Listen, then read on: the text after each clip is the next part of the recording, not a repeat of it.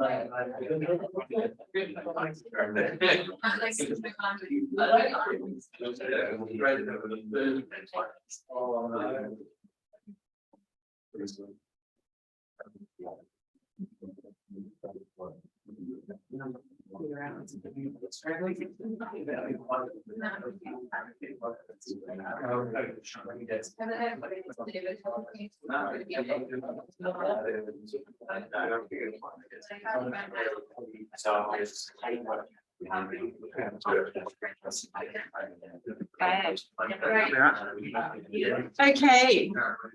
Hello, everybody.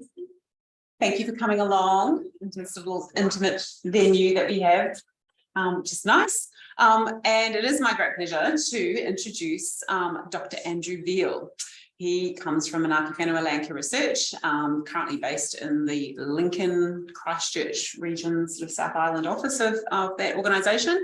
And Andrew's had, he's kind of done a bit of a full circle because he's had previous other lives in both in British Columbia and in Otago, and then we had a stint in Unitec. Yeah, that's right. So you've been around the place. Andrew has also remarkably survived me as a PhD supervisor, and so it's testament that you can come out the other end, although we do wonder whether he's sort of trying to emulate the look. You know how pets start to look like their owner? Well, yeah, anyway. But Andrew was a remarkable PhD student in the sense that I didn't really see him much, and I think that's why that survived, that we worked so well together, because I really didn't see him. He always, well, his study animal, as you will come to realise, is a stealthy little nocturnal predator, and he kind of took on that moniker a little bit and was stealthily in the lab at night. We knew he was there. He left little bits of detritus behind, but he did the predominant of his research was done at night. People didn't even know he existed, and then out pops the thesis at the end. So it was pretty amazing. Other things is that Andrew is also has many other talents, and if you catch up with him at lunchtime, he might even show his beautifully designed tattoo that is paying homage to the stoats and genomes, but it's in an appropriate place. Let's just not get too scared. So anyway, Andrew is as a very remarkable researcher, and I'm really proud of everything that he has achieved, and so really looking forward to his talk on applied conservation genomics. Thank you very much. Yes, I think one of the first comments that I got on a manuscript from Diane was, "Fuck, why can't you fucking write?"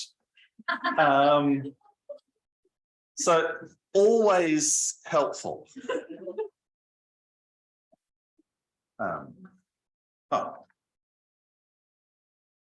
Yeah. Okay, and I can wander. Yeah. Yeah, so we can start to do that. Excellent.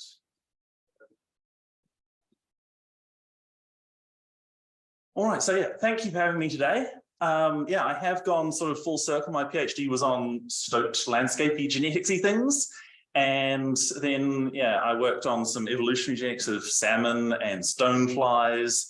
And now I'm back working in New Zealand, particularly on predator-free projects. So as you may know, in New Zealand, we have this thing called Predator-Free 2050, where the government decided, with not huge consultation of scientists, that they would get rid of all of the predatory mammals by 2050. But just some of them were actually mentioned.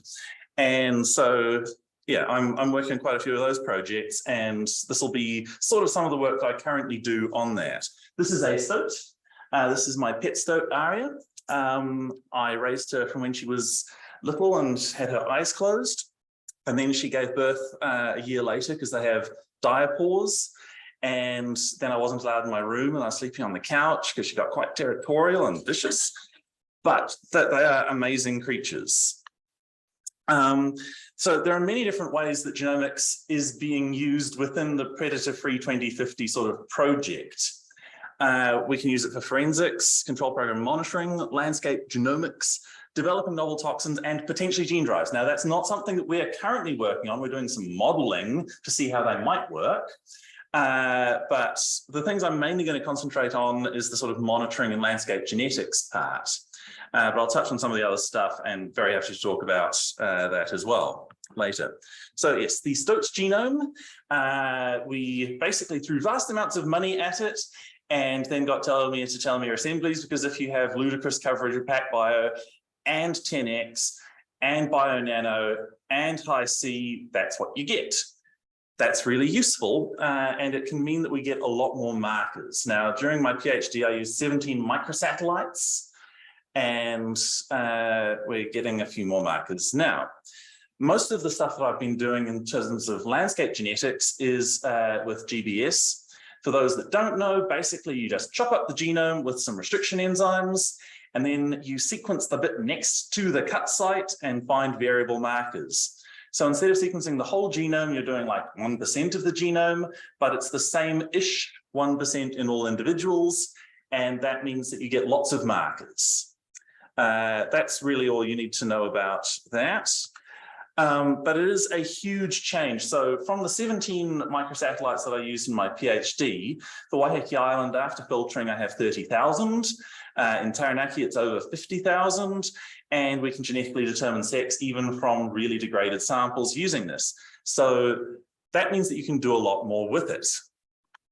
And the two things that I'm mainly going to be talking about are pedigrees and landscape connectivities. So with pedigrees, once you have that number of markers, you can actually start to get the entire pedigree for a population, which can then give you really important information in terms of management. With landscape connectivity, hopefully you can then plan where your traps or poison go, how big a buffer area needs to be, and create these nice networks. So first off, I'll just talk about the Waiheke Island stoat eradication. Now, Waiheke Island is this place. It's lovely. It's got lots of vineyards on it. It's about a 45-minute ferry ride from Auckland City. And we're trying to remove stoats from it. It doesn't have many of the pest animals that were brought to the mainland, but stoats swim, therefore they got there. And during my PhD, I said, these ones all look really similar. With the microsatellites, I didn't need a program to analyze it. I could just see the raw data and like, that's a Waiheke one, because it was all homozygous for these one specific alleles. They're very inbred. And so we said, well, if they're very inbred, we can probably get rid of them because they're not coming there that often. So this is the trap network. There's, I think, about 1,500 traps on the island. And so that's on approximately a 250 by 250 meter grid. Over the island, they're being checked, some of them every 7 days, but in peak times, every 3 days. So you can see that's a huge project. They're cleaning the traps. They are trying to eradicate using trapping. And they have given me every single sample for 4 years. And I've been doing full pedigrees of those to try and inform that management and doing it as quickly as possible so that they can actually do something on the ground. This is the genetic diversity. This is the inbreeding rates comparing Waiheke Island to, this is Auckland mainland and then Taranaki. And Rangitoto is another island that we eradicated earlier on. And you can see they are highly inbred. So the average stoat on Waiheke Island is about as inbred as the most inbred ones elsewhere, which could be sibmatings. So that's a really good thing. But it's a big challenge for genetics because that means they all look the same. But if you have 30,000 markers and you just look at that population, so if I tried to do relatedness and I included the Auckland mainland ones, then it's like, oh, well, they're all cousins at least. But if you just do relatedness calculations based on the island, then you can start to get these sort of similarity scores. So this is the kinship coefficient on the y-axis and the Euclidean distance, so geographic distance between them. And ideally, if there was sort of isolation by distance, you'd get related ones and then unrelated ones. But Waiheke Island's only like 20K across, and they go very far. But it's interesting, if you start looking at these ones which are close kin, so these are parent-offspring pairs in this yellow box. So parent-offspring pairs or full sibs. You just look at those, that's on the right graph. You get ones that are really close to mum. And so those are ones that haven't dispersed yet. Then you get this interesting second peak. And my interpretation of that is that when stoats disperse, they go about 3K and then sort of, okay, is there anyone around? Is this a good place to settle? And then they might go into a trap. Now, you'd never know about that behavior unless you basically stuck collars on every single animal dispersing and found out about that. So that's really interesting. But you are getting these ones going out to 12K, which, yeah, they're able to run laps on this island. This is the females are about 200 grams, the males are about 400-gram animals, but they go really far. So if we look at a heat map of relatedness, you can start to see these nice patterns. So self versus self is on the diagonal, and these sort of, when it's darker orange, they're more closely related. And you can start to see these litters, which I started to highlight on the side. So this was they're all born in September, like within a week or two of each other. And you can actually start to see what the litters were and, okay, some older males that were from previous litters. So then we can assess, okay, how many litters are there and did we catch mum? So here's what that actually looks like.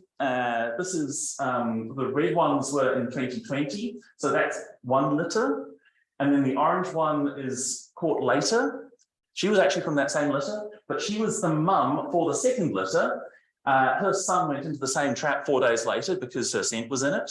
And then the other ones spread across the island. So we're starting to get this dispersal information, when they're doing it, how they're moving across that landscape. Now that's 7.3 kilometers. That is a juvenile stoat that has just left mum and has gone through the densest trapping operation in the country. And still 4 months it avoided traps. That's kind of scary. But really good information that we're getting, which you just couldn't get otherwise. You wouldn't know anything about this. This is one that I specifically looked at. This was from September 2021. And so animals caught in 22. And so you get dad caught down there. Here's the litter, but mum wasn't caught. And so I was doing that with ages from the skulls. And also you can actually tease apart parent offsprings from full sibs using some various genetics. Mostly it works if your data is okay. So, release the hounds. Obviously, mum is somewhere there. She's avoided for over a year. She doesn't go into traps. So we're in eradication. Every animal must be removed. Therefore, this is the dogs. They went with GPSs and they found her den based on genomics. This is the next year. And it got really complex to try and figure out. So the ones up here, those ones were just too degraded. I'm getting samples that are quite far gone sometimes, and so it doesn't necessarily work. But there were this huge scramble. Now, all the large arrows are probable, like first order relatives, and then the other ones, it's like, well, they could be, or it could be second order relatives, you know, and you get this horrible tangle in the middle. And that's actually 2 litters with 2 mothers. The 219 and 224 are the 2 mothers of those litters, but they're siblings of each other and they mated with the same male. Also 205 is their sibling, who was then caught later. So we're getting this incredibly fine scale detail about what's happening in this population. And if we then look, so there's litter A and litter B. And so then we're getting these other ones. Some of these just have no relatives. Now, is that because they have died naturally or because they're still out there? So we actually have been going through every single one, aging them, trying to figure out how it's related and going through this. You don't need to see all that, but basically we literally, every stoat, we do everything to try to eradicate this population. So unsolicited dick pics of stoats, these are all their baculums. That is the best way to age them. It's very easy. You just remove this penis bone and weigh it, and you get wonderful graphs like that with an R-squared value of 0.8. Somehow this is a real thing in ecology. And so this is what I do in my spare time. And so males are very easy. Females, you actually have to so skull measurements are the okay-ish. But the best is cementum. So teeth have layers. You can see these nice rings. It's like rings in trees. So I've been trying to get that from every single one so I can do everything and know everything about that population. Also, we did some eDNA, which I just briefly mentioned. But basically, they want to try and find the last ones. You know, this is a multi-tens of millions of dollars thing. And once they're gone, right? So we need to try and find them in every way possible. What we did was I gave them some weasel and ferret scat. We know that those are not on the island, so they're positive controls. And then we looked.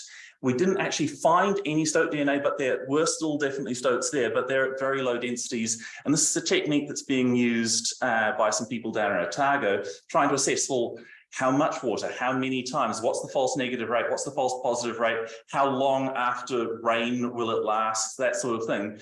Because in these situations, we need to find these last individuals.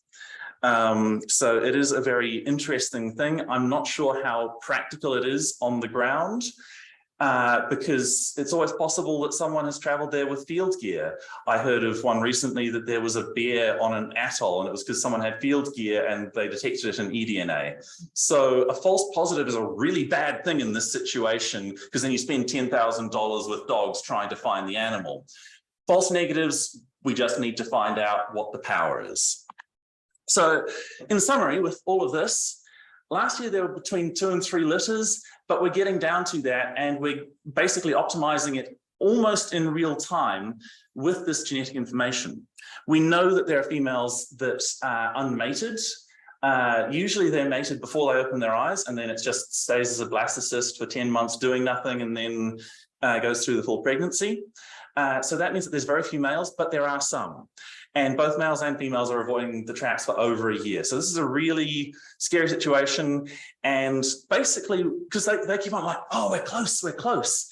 And to me, it's like the Enigma machine where at midnight, oh, well, reset, start over.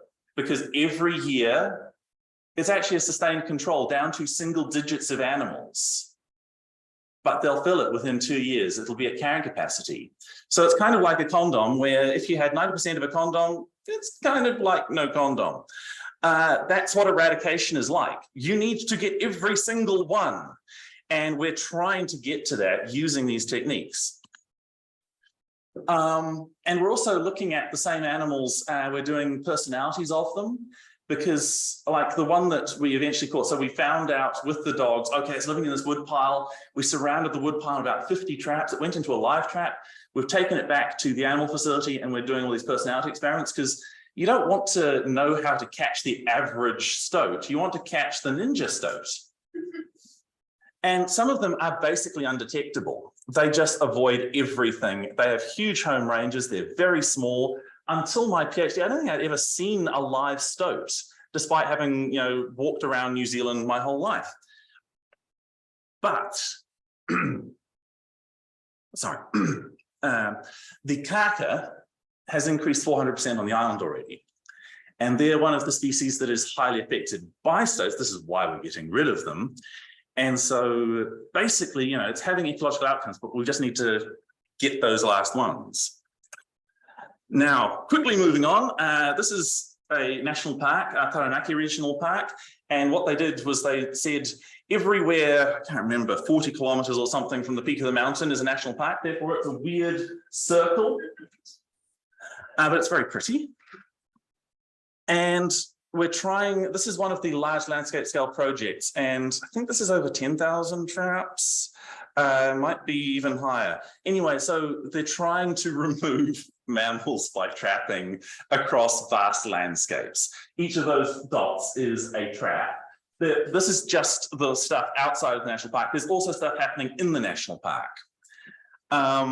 So what they want to do is, well, on the mainland, they're going to come back. How do they come back? How do they move through that landscape? So we put some radio collars and GPSs on them, and we tried to study that, and it really didn't work. So the problem is that you can't get them on juvenile animals, and even if you did, their neck's very small, and then it would be unethical to put something on them, and they move really far. So that was a big, challenging and expensive study that wasn't really going anywhere. And I mean, we did get some. So this is with radio using a helicopter trying to find them, or this is a plane. So you're able to say, okay, well, they're in a couple of areas. This isn't the resolution that we need, right? We got GPSs on a few, and you can see, okay, they like forests. They don't really like grassland, but it's a few animals, right? So instead, they gave me 600 dead animals. And I sequenced all of them, and many of these were basically just black goo. Now, with the stoats, I got 77 pairs of close kin, so parent offspring or full sibs. With weasels, I got 2. Now, anyone familiar with close kin mark recapture would realize that that means that a very small proportion of the weasel population was captured. Now, I don't think that close kin mark recapture in a terrestrial setting works particularly well, particularly over time where you're removing a lot of animals and what does it actually assess.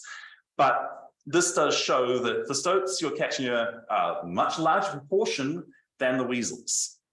These are 2 different species. We can get the sex ratio from the genetics. And basically what I was doing was I was looking at the sequencing depth on the X versus the autosomes and also the Y chromosome. X is much better. So just sequencing depth, you get that even from horribly, horribly degraded fragmented samples. That's a really useful thing because if the sex ratio is 1:1, then because females have a smaller trap home range, then you have a trap in every home range. There's no bias because of traps. If you have too few traps, then you lose the females and you start to get a bias. So that was a really useful thing just to tell them, yes, you've got enough traps for stoats to have all animals encounter. Doesn't mean that they're all going in. Weasels, it wasn't. It was 3:1. That means that you're not catching a lot of the female weasels. Why is that? Well, the average female weasel is about 50 grams and the traps have to be set at 100 grams so they don't set off by the wind or mice. So it's basically creating weasel paradise. And weasels are probably actually going up because all the females are still there and they're not suppressed by the stoats. That's probably not great for reptiles, but who knows? Now, dispersal distance. This is the dispersal distances I was getting. And this is they are first order relatives, so they were in the same place, and this is the distance they were then caught apart. So 40 kilometers for stoats, and it's 17.4 for weasels. That's a 50-gram animal. Average distance for stoats was 8 kilometers, and weasels, we didn't get that many. So, but this is what it looks like across that landscape. So these are the lines connecting things, and those are probably males, but that's really scary because this is the second most dense trapping program in the country, and they're going 40 kilometers across it, at least. If they went in a straight line, they're probably not. They're probably doing lots of things. So that's huge. And there was actually a female that was ear tagged that went 65 kilometers in the South Island a long time ago. And everyone was like, oh, can I trust that? Yes, you can. They go really far and they avoid all the traps. This is what the weasels were. And so, yeah. Then you get a sort of dispersal kernel. How far are they moving on average? And so then you can add that to your models. So your forward simulations to then try and go, well, what will happen if I have this density of traps? How will they move? That sort of thing. And basically I said, well, they're moving across it. The only way of getting Taranaki stoat free would be to also get Waikato and Manawatu stoat free, and it'll only last for a year because they'll all just come back. It's very difficult to control an animal that is that mobile and avoids everything. And the weasels are just basically remaining untrapped. So that wasn't great. But what about possums? Now, possums are a much better species to work on because they're lazy and they don't move very far and they're affected by the landscape. That's good because, like, I don't think that stoats are affected by anything other than about 3 kilometers of elevation, 5 kilometers of water, because they can swim 5 kilometers of water. I've proven it in plumes. So possums, they're the good ones. And if you look, so this is genetic relatedness pairwise for possums versus distance and for stoats. So stoats Out to 40K, you're still getting close relatives, but for possums, it's only out to about 4K. That's much nicer. So this is something that I found that I thought was really great, and I love this figure. What I did was I looked at the average inbreeding level of each possum across the landscape and then displayed it. Now, I'm familiar with this landscape more than you are, but the Kaitakis and Pukieti, that's forest, that's national park. And you can see very dense forest, large forest, connected forest, very low inbreeding. So that's a high density, high connectivity population. As you go out into the farmland, which is everything else, it goes red to the point where the average one is basically full sieve mating. And this actually is a really good information for the people trying to get rid of possums across this area. Basically, if you remove them from the farmland, they're not going to come back quickly. And they're all just these pockets of highly inbred individuals that are just sort of replenishing from mating with their siblings effectively. I really liked that as a result. And also up the top of the Kaitakis in the top right, you can see that it's a bit lower diversity. That's an area that they'd controlled a few times, so the population was lower. And so you can actually see the effects of some poison drops on that population from the previous year. Very happy. Ooh.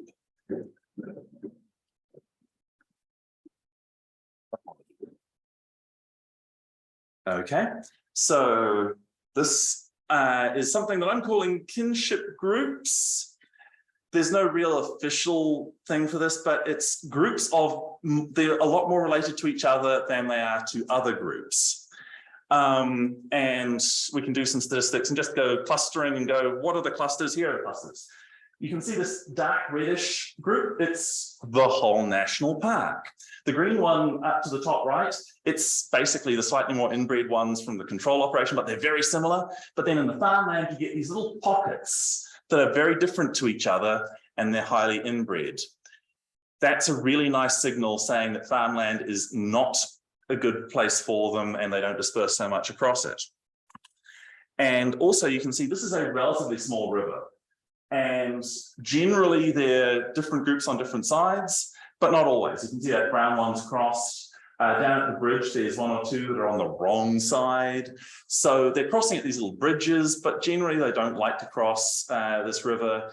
It's a very small river, but we can factor that in. And so this is what it actually looks like doing that kinship matrix. This is just the ones near the river. It's not the whole thing. And you can see these nice square structures like 1 and 2. So these are these highly inbred pockets that are just in little bush fragments. And some of them, it's several generations of family mating. And then you do get these larger structures, which I sort of highlighted 3, which is like all on one side, slightly more, but this is very, very fine scale population structure. The statistics on this aren't great, but you do start to see that the rivers are a little bit of a barrier, but yes, they cross at bridges. I got all the distance stuff like I did with stoats and then least cost paths. And so then you can start doing this where you go, okay, if there were 2 spots, how would they connect to each other? Got possum here, how would it move there? And make those predictions. And this is an area that they're trying to have as a 0 possum area in the Kaitakis. And the probability of dispersal, this is from landscape genomics plus the dispersal. So within 1 year, these are the probabilities of any of these areas being a source for possums. Here's 2 years. Here's the next one. And so this is the area that they're expanding into next to the Stony River, which sort of goes along that barrier. And so it's really nice because then you can go, most of the time when you do population genetics, you're like, oh, they're slightly more fragmented or whatever. This is, okay, if you get everything, if you clear every 2 years, everything north of this road here, I will use the laser. So there's a road here. If you cleared everything north of that using trapping or whatever, then you're 95% certain that nothing will get into your area based on our modeling. That's the sort of thing that managers like, because it's a very specific, this is the region, this is the probability. That's the sort of thing that we need to be doing. And the problem is that once you get into the forest, they move a lot. So this is that particular stream, and it actually does go quite narrow at times. But what about a big stream? Well, here's what that looks like. So that was the first one I showed you, and then this is the population differentiation on that second one. And the ag research people who were looking at the GVS data, they're like, are these different subspecies or something? No. Possums don't cross big rivers. Apart from, there's two that did, right? So those two, there's a red one there and a red one there. They were caught on the wrong side of the river, right next to the bridge. Literally, so right next to the bridge, it's like 100 meters away. There's the only bridge that crosses this river, and there's one that's a bit between.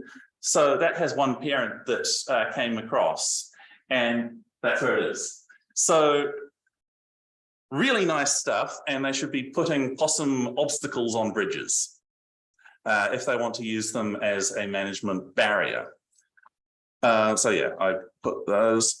Also, I started modeling, well, can you actually see what's happening, the difference in farmland compared to sort of forest edge compared to deep forest? And if you start to model that, first off, you get, there's more highly related individuals further out in the farmland, and they effectively move more. And so you can get this sort of ecological knowledge of how they move in different habitats based on genomics of dead animals. This is just something that I'm mentioning because maybe someone here wants to help. Something that we're trying to do, this is a project, this is led by Brian Hopkins, who I work with. We're trying to get novel toxins. The thing is that toxins work. And what we need are toxins that work on some things and not others, because covering the landscape in anticoagulants isn't socially acceptable. So we get the high quality genomes.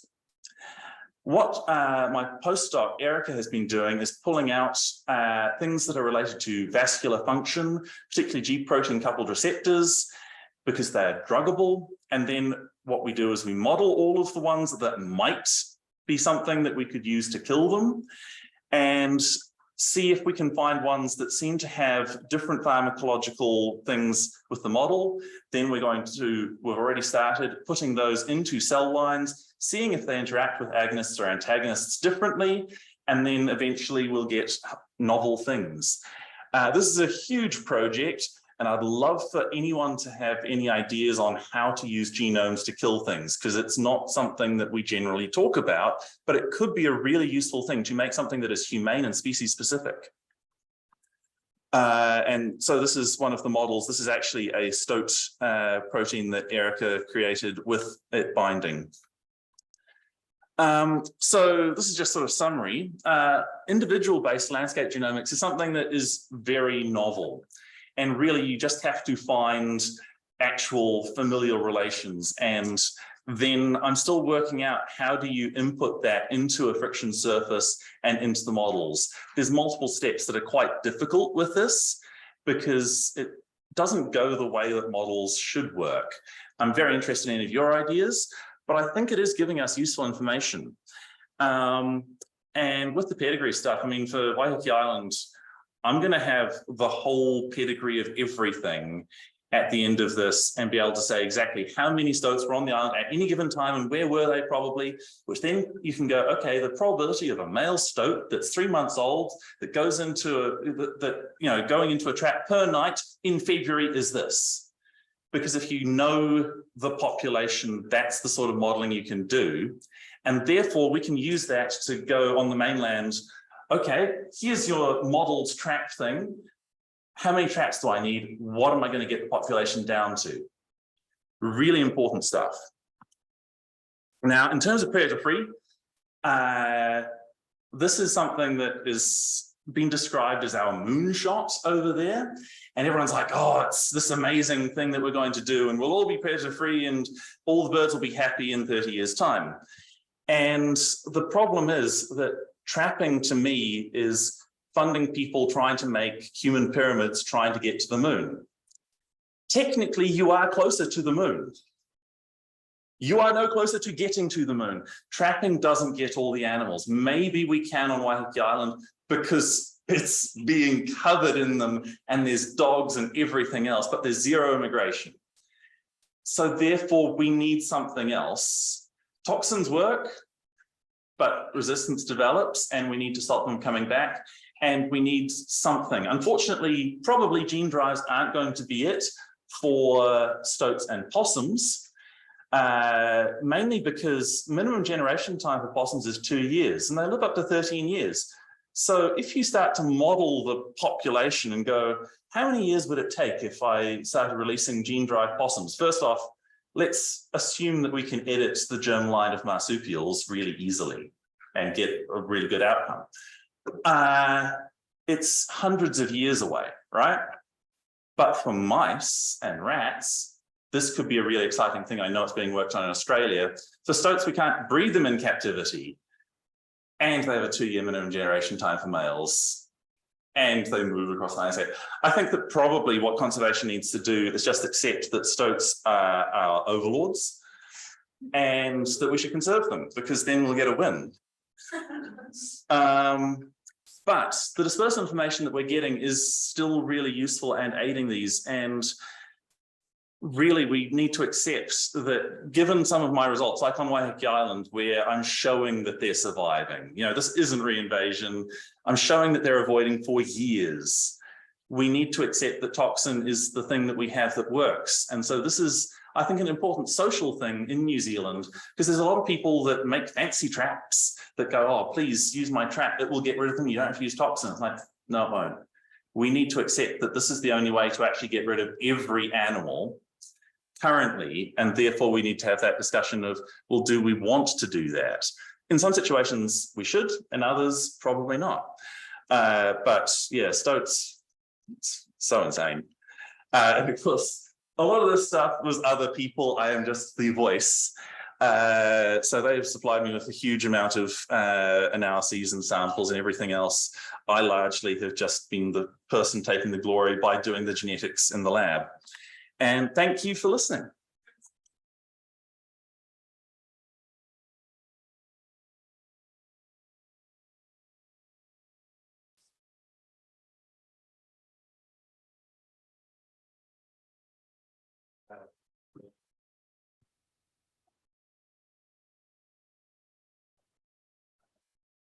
So one thing you mentioned is why it could be why it was successful on a small island is they had no immigration from other sources. Given that 2050 predator in New Zealand is a pretty crazy goal in and of itself. Yeah. Has anyone involved in that mentioned segmenting the island with stoat fences?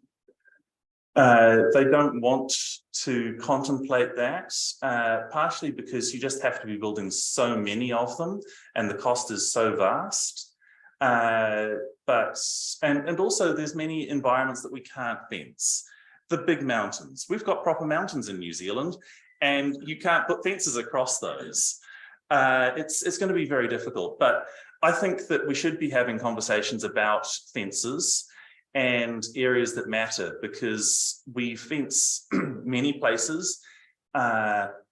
There's, I think it's about 3,000 hectares. There's a mountain in the Waikato that we surrounded by a fence that we were able to keep everything except mice out. And we covered it in brodificum and wiped it clean of mammals. And it works, they recover. So we should be thinking about that, definitely.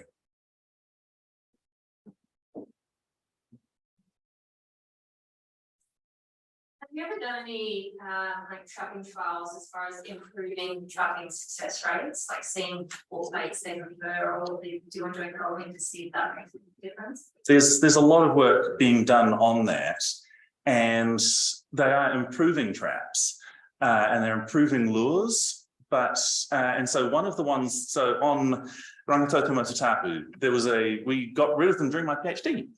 And then they came back. 6 have swum the 3 kilometers there since my PhD. And one was untrappable for, I think it was about 2 years. In the end, the way that we tracked that one was we found its footprints on a beach. We then made a fake den with bedding from a female stoat. We then put calls from my female stoats at the correct time of year, which were juveniles, so because they mated at that time. So we're getting the calls of baby female stoats. It was a male, we knew that from the scat. and then we put a penguin egg in it, and it was all made from driftwood. And it cost, I think, about $60,000 to get the one stoat, but we did get it. But this is the thing, you can't do that on non-nature sanctuaries, spending $60,000 a stoat. So it's very difficult. And in a study in Ireland, they used some monitoring traps. So this was just a camera in a box, which doesn't get set off by the wind or the sunset or anything else. So that's a really good monitoring tool for things that like to go into boxes. And they had a camera outside. 50% of stoats don't go into boxes.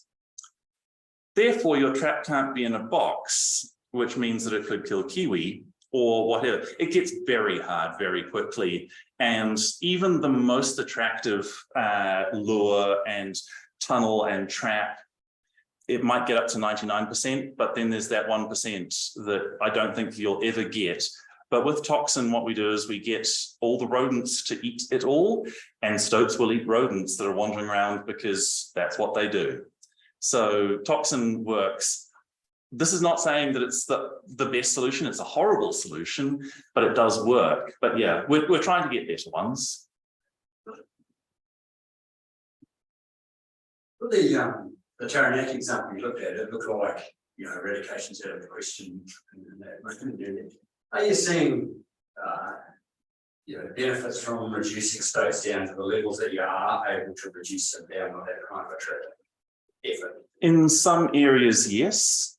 In Wellington, there's a suburb that's a peninsula that they've got rid of most things. There's still ship rats, and kaka are now flying all over Wellington and starting to act like cockatoos. So we are getting some benefits. Yeah, but I guess, so that's, you know, for an island or a peninsula, but yeah. For those large areas like the large Taranaki area that you looked at. There's also been, because all the funding is directed to you must kill everything, there's no monitoring. It will be having benefits. But as I said, given the natural mortality of stoats is such that they're all born at the same time, within 3 months, 80% of them are dead. And that's because they're basically reach carrying capacity and they'll die, which means that any control needs to get rid of more than 80%. Otherwise, you've literally done nothing to the population. And the problem is that even Waiheke, 2 years carrying capacity. And so all of this, it's not that we invest the money and then it's done. It's we invest the money and we keep going, and volunteers get burnout, the money streams run out, and we need to optimize these things and basically get some wins that we can hold on to. So peninsulas with fences, islands, you know, that are far enough offshore that the reinvasion rate is minimum. But a lot of these things, I think it's going to be very sad in a few years because the community's tried very hard and they're going to fall over. Yeah, and I guess that was my question too about this a trigger point for that Taranaki exercise where you just go, okay, it's just I don't know. The thing is that there are now about 14 different large landscape scale projects like that, and they have different goals. Some of them are working better than others. I hope that they can all basically figure out, well, what are the thresholds to get some ecological benefit? Because I think that for most of them, we should accept that they're not eradication, and then figure out, okay, if we continue doing it at this level, we'll get this outcome, which is good. And they're very good. They are getting some useful things. And for possums, probably they have removed possums from large areas of farmland, and that will have significant benefits. So I'm not saying that they're all doomed, but it's not an eradication, and it won't be unless we get magical future technology.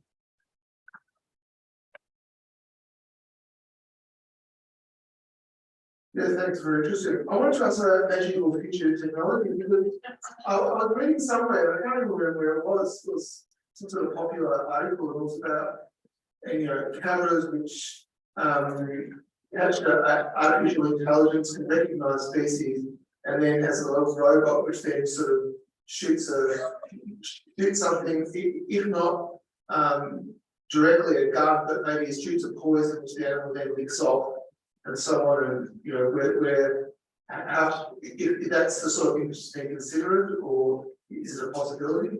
It is being considered. There's a lot of those sort of tech solutions that are being looked at. There's some new traps that are coming out that they're basically like iPads, and it walks over and it goes, oh yes, this is a female stoat because of the footprints. And then it squirts something onto them and they groom it. And it can deliver different toxins that are species specific. There's a lot of those sorts of things. It's still, I think, going to be an insurmountable challenge to use a tech solution like that to get every animal. I think that if there was a genetic one that works, that would be amazing. The problem, I mean, disease has been discussed, but stoats self-isolate for their whole life. They'd be perfect for coronavirus because they never see another stoat, so they're never going to spread it. But for some things it might work. So for rabbits it might. And of course, you've been doing a lot of work on rabbits here with various, but it's not an eradication tool. But I think that in the end, it's going to be toxin. It's going to be a toxin that hopefully is humane, that is able to be delivered across a landscape that is species specific. But I can't imagine any way of getting rid of 100% without. Yeah. Just for the species specific topics in that sense, I mean, in terms of manufacturing insecticides, I mean, people have been trying to develop insecticides which will just target pest insects and not non-pest insects for a long time, and they haven't really been very successful. I wish I had the solution, but I think that this is where we're working towards, and there are some. So one that we're working on, norbamide, it's rat specific. Mice can have it, no effect. We can have it, no effect. Strangely, Rattus rattus is moderately resistant, but something that we're looking into is that there's a population of Rattus tanizumi in California. They're hybrids. One's resistant, one's not. So we're hoping to do a GWAS on that to find out why they're somewhat resistant. But so there are some toxins out there. CAP is reasonably carnivore specific and a humane toxin. So hopefully we can find some of those, but it's a huge thing. And New Zealand is very little, and there's not a huge amount of funding. And I think that everyone is just hoping that a tech solution, or if we all hold hands and work really hard, it'll all work out, which is probably not the case. Thanks. This is obviously a beautiful day setup. This kind of a modular screen. So one of the things always misleading if you look at maps and you have all this 10,000 dots there. It looks like the traps are coming on the ground. If you look on the ground, obviously it's just whatever 50 centimeters in, and the distance between traps is kilometers, I guess. Yeah. So it's almost not surprising that you don't get. Well, yeah, this kind of distance is did someone that's a question in terms of one, did someone look at that? How kind of you can do two things. You could increase the number of traps in your simulation and see how many you actually need, and you will come up with kind of a ridiculous number, I guess. Or you could model the effectiveness of the trap in terms of distance, how much they go in. And is there any was it done, or is there any numbers on that? Because I think it will show it's impossible to do it by a trap. Yeah. I think that it's impossible because of that and because of behavior.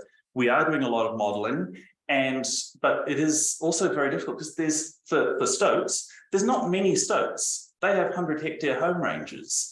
And so there's never going to be many. On Waiheke Island, something that was particularly bizarre, there's one track that's caught 25 stoats, the next highest is 5. So there are extreme microhabitat features, which it's not just what is at this spot, but what in the landscape has driven them to that spot. It's actually at a culvert at the end of a wetland. And so we're trying to get through all of those, but you start to need 40 years worth of fine scale data to try and get signal from the noise. But I think that the Waiheke one, I'm going to get so much modeling out of it, looking at G naught and sigma and landscape features that affect it. And I think that we'll get a lot of really useful stuff for control, but it is very hard to tease all of that out. And that's just a suggestion. I'm not sure if you've looked at that, and you have all this beautiful genomic data, and to look at effective population sizes using your SNP data and try to infer, instead of monitoring, you could look at also that as a as one of the responses. Have you looked into that? I haven't yet. I mean, the possum data set would be very interesting to look at that because there is this very big landscape of levels of inbreeding. And as I said, I've looked at some close kin mark recapture, which would be wonderful if it worked, but I think that the assumptions aren't really met in a terrestrial environment, which make it a lot more difficult. And there isn't a spatial close kin mark recapture yet that we can do.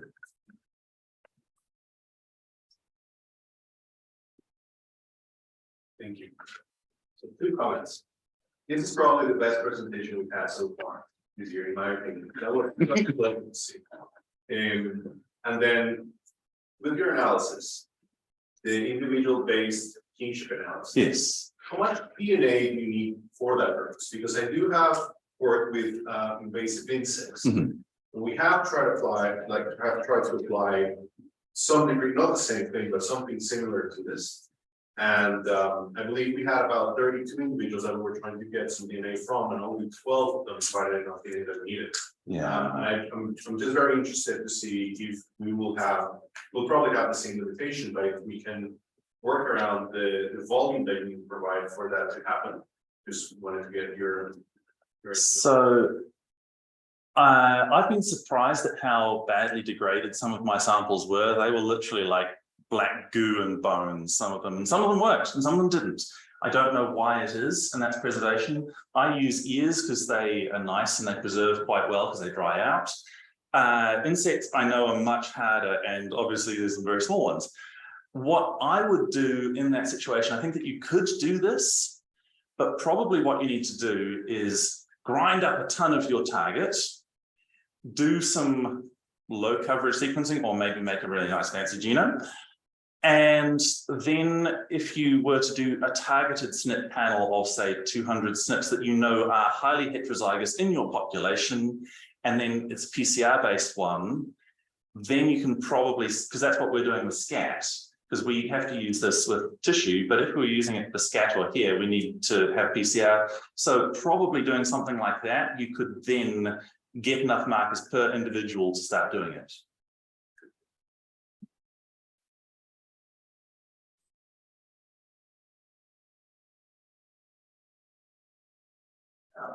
Really like our committee asked to use the poison, it's a great management tool. But you mentioned some issues with funding drying up. And I think New Zealand already does this a bit awesome, but you know, could the government or whoever's managing it throw their support and back behind a storage bird trade or something similar? And that we can afford it. It's been well modeled. The problem is that as the population decreases in size, it gets harder to catch each animal. And so it rapidly becomes uneconomic. Now with stoats, it's never going to happen. They're at low density, it's very difficult. With possums, they've done a lot of modeling because that's why they were originally brought over for the fur trade. And the thing is that you can sort of economically go out and harvest possums to like down 80%. But you need it like 95%. And those last ones will cost more to get than all the others combined. So you can then provide financial incentives to basically go, okay, you're going to get your money and also we'll pay you to then we'll check to make sure that you got it below a certain threshold. But it's never going to be an eradication thing for possums. It would just be a control to a certain level. But we can 1080 things. And so we just aerially distribute bait. I mean, in most of those areas, that's what we do, and it works much better and cheaper. Again, it would be better to have some humane toxins like PAP, which doesn't work at possums, but it does work at carnivores, and that creates methemoglobin, and they literally just fall asleep, and it's reversible. So there are some things that we're working on like that, but yeah, fur trade, it's not going to be one. And then the problem is that if we get the pricing mechanisms on that wrong, people start breeding them or releasing them. And humans are bad. I sort of meant it as like a continuation, like the final part of it, not just control method, but yeah. The final part is getting teams of dogs and spending hundreds of thousands of dollars per individual trying to get them. And I remember with the deer on Secretary Island, now you'd say deer are easy to eradicate. It took them about 8 years. And they kept on going, oh, we got the last one, and then they'd find some more scat. And there was one that they collared that was one of the last ones to see if it would find others. And they're like, it's right here, because they knew with the device. And it was lying on its side in the undergrowth silently, because that's what they do at the end. And this is the problem, is that when you've selected a population, so a friend of mine, Patrick, he got some possums out of a 1080 drop and has been doing behavioral research on them. And a year after they have come in, they still refuse cereal baits, because it's like when you were 18 and you had a bottle of tequila and then can't deal with it. That's them on the 1080, because they know they've got the association. And possums are not the smartest of animals, but they still have that association for a year. So rats are smarter and stoats are even smarter. It's going to be very hard. And then there was another funny one. So Kyla, another colleague of mine, she got some that were trapped in cages. This again, possums in an area that had been heavily trapped. And so it wasn't just that, there's less of them, so they're harder to catch. The ones that she brought into the facility, you put out like a bucket and it would sort of womble out in the night and then see the bucket. And it just stood up and was like, oh God, there's a bucket. And then it ran away, because the ones that survive are the highly nervous, highly neophobic ones. And these are the ones that we need to get for eradication. It's so hard. Are those traits passed on? Don't know yet. If the population bounces up, are they all just psycho weirdos who do everything? Quite possibly, and that could be genetic or it could be learned. And something I do know for stoats is that each stoat, while the population has high variability in their diet, each one often doesn't. They specialize. And that could be because mum shows them, oh, this is where to get food. And then they'll just avoid rabbits. They'll be like, I only eat crabs. What, you eat crabs? And so quite possibly mum will be teaching the young to go, those are boxes. They're not so good. Go this way. And we don't know, but they're definitely learning how to forage from their parents. So it's both genetic and behavioral that they may learn. Let me see if there's any others. A question on. Okay, so I was wondering how effective sterilisation and release would be for the stoats in addition to trapping, as their fast reproduction is the main issue as well as dispersal. From the pedigree, you can figure out what characteristics of the most attractive female and focus on sterilising these. Sterilising female stoats, you could. But I think using Delilah animals, which is female stoats in cages with a little tunnel looking like it's going to go in and it actually goes to a trap, why not kill the males with that? And they did that in a regional park north of Auckland. So there was an incursion in a fenced sanctuary and they eventually got them, but they weren't sure because they're really, really hard to detect. So then one of the ones that they live tracked, they put in a cage outside and they didn't detect any males coming to her during the breeding seasons. Like, I think that there's nothing here, but we've never actually proven that this technique works. So then they took that to another regional park and 3 males were dead within a week because it works. So to me, it's just use the simple solution when you can, instead of sterilizing. If you had a transmissible sterility, that would be wonderful. But that would be really hard to do, I think. But I think that that would be another thing that we need to be looking at. Thank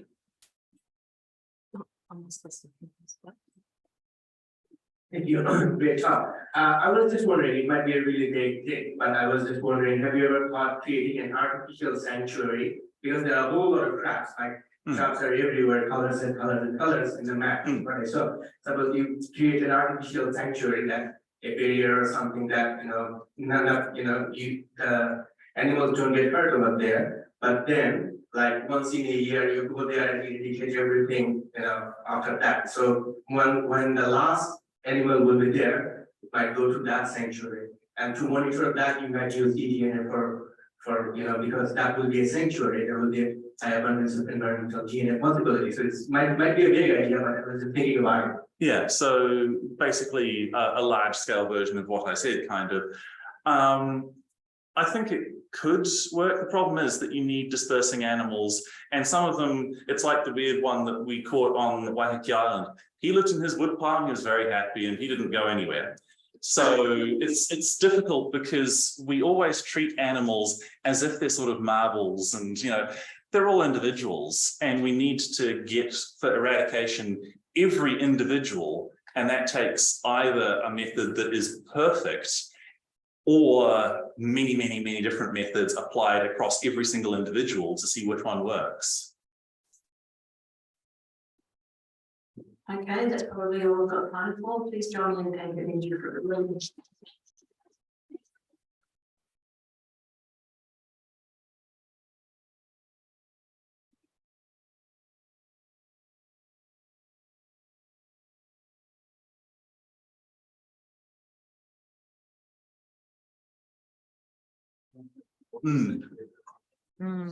Okay.